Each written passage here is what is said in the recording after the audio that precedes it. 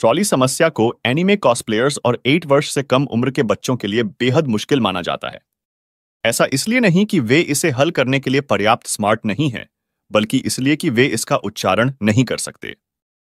Google का दावा है कि ट्रॉली समस्या का कोई आसान समाधान नहीं है, लेकिन इस चैनल पर हर चीज का आसान समाधान है।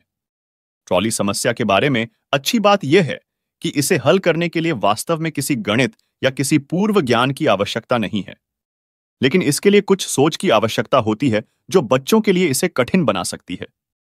और एनीमे कॉस्प्लेयर्स के लिए भी एक ट्रेन है, और यह सीधे 5 लोगों के समूह की ओर बढ़ रही है। अब मूल समस्या में 5 लोग ट्रैक से बंधे हुए हैं, इसलिए वे हिल नहीं सकते। इस चित्रण में वे हिल भी नहीं सकते, लेकिन ऐसा इसलिए है क्योंकि मुझे नहीं पता कि उन्हें कैसे एनिमेट किया जाए। अब कल्पना कीजिए, आप दूर से इस स्थिति को देख रहे हैं और इसे रोकने के लिए आप केवल एक ही काम कर सकते हैं। वह है अपने बगल में एक स्विच खींचना जो ट्रेन को दूसरी पटरी पर ले जाएगा। एकमात्र समस्या यह है कि नई पटरी पर एक व्यक्ति है और वह व्यक्ति इसके बजाय कुचल जाएगा। क्या आप लीवर खींचेंगे या आप कुछ नहीं करेंगे? आप देखेंगे कि उत्तर वास्तव में स्पष्ट है। यदि आप स्विच खींचकर फौर और लोगों की जान बचा सकते हैं, तो आपको हर बार स्विच खींचना चाहिए और आप सही होंगे। लेकिन यह ट्रॉली समस्या का उत्तर नहीं है, क्योंकि यह पूरी ट्रॉली समस्या भी नहीं है। यह केवल भाग ए है उन प्रश्नों की श्रृंखला में जो आपको धोखा देने वाले हैं।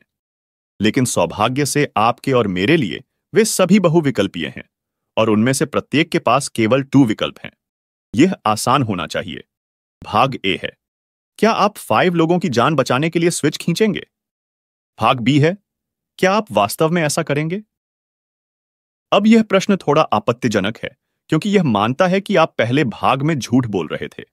फिर भी अधिकांश लोगों के लिए सही उत्तर नहीं है। वास्तविक जीवन में यदि आप स्विच के बगल में होते तो यह बहुत अलग होता। बहाने का ढेर यह अंतिम कारण सबसे कम समझ में आता है, यह देखते हुए कि 2D स्टिक फिगर आसानी से जेल की कोठरी से भाग सकता है। लेकिन अगर आप स्विच नहीं खींच पाते हैं तो बुरा मत मानिए। जब जीवन या मृत्यु के निर्णय का सामना करना पड़ता है तो शरीर या तो लड़ाई, उड़ान या फ्रीज मोड में चला जाता है। एक त्वरित मूल्यांकन के बाद आपका शरीर शायद फ्रीज होने का फैसला करेगा और निर्णय लेने के लिए किसी और योग्य व्यक्ति की प्रतीक्षा करेगा। यदि आप अलग तरह से बने हैं तो सही उत्तर हां है, आप स्विच खींचेंगे। अब भाग सी पर चलते हैं। मोटा आदमी। 2 ट्रैक के बजाय कल्पना करें कि सिर्फ एक ट्रैक है जिस पर ट्रेन 5 लोगों को टक्कर मारने वाली है। इस बार कोई स्विच नहीं है जिसे आप खींच सकें, लेकिन आप ट्रैक के ऊपर एक पुल पर खड़े हैं और आपके पास पुल से एक भारी आदमी को ट्रैक पर धकेलने का विकल्प है।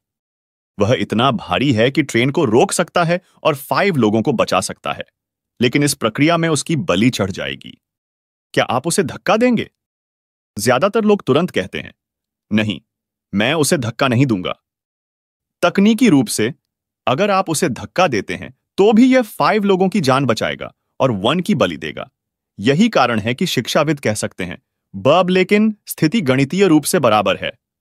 लेकिन शिक्षाविद यह भूल जाते हैं कि जब लोग तुरंत नहीं कहते हैं तो ऐसा इसलिए होता है क्योंकि उनका मस्तिष्क पृष्ठभूमि में अपने नैतिक कैलकुलेटर का उपयोग 100 गुना गति से कर रहा होता है, ताकि त्वरित और सटीक निर्णय लिया जा सके, जिसे हम में से अधिकांश लोग अंतर्ज्ञान के रूप में जानते हैं। आपकी अंतःज्ञान सही ढंग से यह तय करता है कि उस व्यक्ति को धक्का न देने के कई कारण हैं।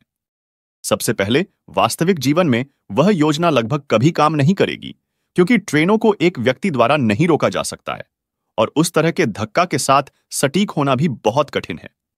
दूसरी बात, भले ही योजना काम करने की गारंटी हो, फिर भी यह बहुत दर्दनाक और अवांछनीय भाग्य होगा, क्योंकि यह व्यक्ति ट्रैक पर भी नहीं है, वह बस अपने काम से काम रख रहा है। याद रखें, पहली स्थिति में जिस व्यक्ति की हमने बलि दी वह किसी कारण से ट्रैक पर खड़ा था, इसलिए उसे यह मिलना ही था। अंत में अगर वह एक पतला आदमी था तो वह ट्रेन को रोकने के लिए पर्याप्त भारी नहीं होगा, इसलिए आप केवल किसी मोटे व्यक्ति को ही धक्का दे सकते हैं। लेकिन देखने वाले किसी भी व्यक्ति को ऐसा लगेगा कि आप सोचते हैं मोटा आदमी डिस्पोजेबल है, लेकिन पतला आदमी अधिक मूल्यवान है। आपके लिए यह अच्छा नहीं है, तो भाग सी का उत्तर देना बहुत आसान है, नहीं, उसे धक्का मत दो। भाग आई थोड़ा जटिल है। कल्पना कीजिए कि एक ट्रैक पर 5 लोग हैं, लेकिन उस भाग से ठीक पहले मोटा आदमी के साथ थोड़ा अतिरिक्त लूप है। आप एक स्विच खींच सकते हैं जिससे ट्रेन मोटे आदमी से टकराएगी, जो ट्रेन को रोक देगा और अन्य 5 लोगों को बचा लेगा। अब फिर से शिक्षाविद कह सकते हैं कि आपको वही उत्तर चुनना चाहिए जो आपने पिछले वाले में चुना था, क्योंकि यह गणितीय रूप से समतुल्य है। लेकिन यह अलग है, क्योंकि 1 स्विच खींचना किसी को छोटे ट्रैक पर सटीक रूप से धकेलने की कोशिश करने से कहीं अधिक विश्वसनीय है। 2 यह आपको कम बुरा लगता है। और 3 मोटा आदमी इस बार ट्रैक पर है, जो हमेशा खतरे का जोखिम दर्शाता है। पिछले प्रश्न में वह अपने काम से काम रख रहा था, लेकिन इस बार वह निष्पक्ष खेल है। इसका उत्तर है हां, स्विच खींचें। भाग F पर आइए फिर से मूल परिदृश्य की कल्पना करें, लेकिन जब आप स्विच खींचते हैं तो ट्रेन पटरी से उतर जाएगी और यह अपने पिछवाड़े में झूला पर सो रहे एक व्यक्ति से टकरा जाएगी। फिर से यह मैथमेटिकली रूप से समतुल्य है, लेकिन मानव मस्तिष्क खतरे को कम करना पसंद करता है और ट्रेन को पटरी से उतारना स्पष्ट रूप से स्थिति को और भी खतरनाक बना सकता। साथ ही यार्ड में बैठा आदमी शांति से सो रहा था और न तो उसे न ही उसके आसपास के किसी व्यक्ति को कभी पता चलेगा कि उसने 5 लोगों की जान बचाई है। इसलिए उसे ट्रेन से टक्कर मारना एक तरह से मतलबी बात होगी। जवाब है नहीं, स्विच मत खींचो।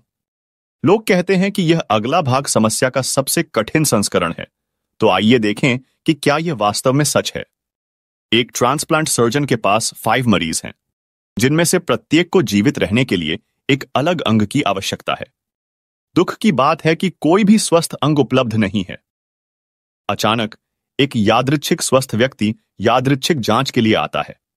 यह व्यक्ति तकनीकी रूप से सभी 5 आवश्यक अंग प्रदान कर सकता है। क्या सर्जन को उसे बेहोश करके उसके अंग चुरा लेने चाहिए ताकि 5 मरीज बच सकें? फिर से यह भी गणितीय रूप से 1 की कीमत पर 5 लोगों की जान बचाने के बराबर है। लेकिन मानव मन जानता है कि 5 मरीज जिनके पास एक अंग नहीं है, उन्हें उचित खेल के रूप में वर्गीकृत किया जाए और स्वस्थ व्यक्ति को उचित खेल नहीं माना जाए। यह ज्यादा से ज्यादा लोगों की जान बचाने के बारे में नहीं है, यह न्यायपूर्ण काम करने के बारे में है। अंतिम उत्तर उसके अंग मत चुराओ। अब तक इन सभी सवालों का जवाब सिर्फ अपनी भावनाओं से देना आसान रहा है। शिक्षाविद इस बात से नाराज हो सकते हैं कि हमने पिछले कुछ सवालों को कितनी आसानी से हल कर लिया, जिससे वे हमें एक आखिरी सवाल पूछने के लिए उकसा सकते हैं। एक नोबेल शांति पुरस्कार विजेता को बचाने के लिए आप कितने अपराधियों की बलि देंगे? यह बहुत से लोगों के लिए मुश्किल हो सकता है, लेकिन व्यक्तिगत रूप से मेरे लिए यह बहुत आसान है। भले ही ट्रैक का दूसरा किनारा खाली हो, मैं फिर भी नोबेल शांति पुरस्कार विजेता को मारूंगा ताकि मैं पदक लेकर भाग जाऊं। कोई खास कारण नहीं है, सिवाय इसके कि मुझे लगता है कि अनावश्यक मौत का कारण बनकर नोबेल शांति पुरस्कार प्राप्त करना बहुत ही विडंबनापूर्ण होगा।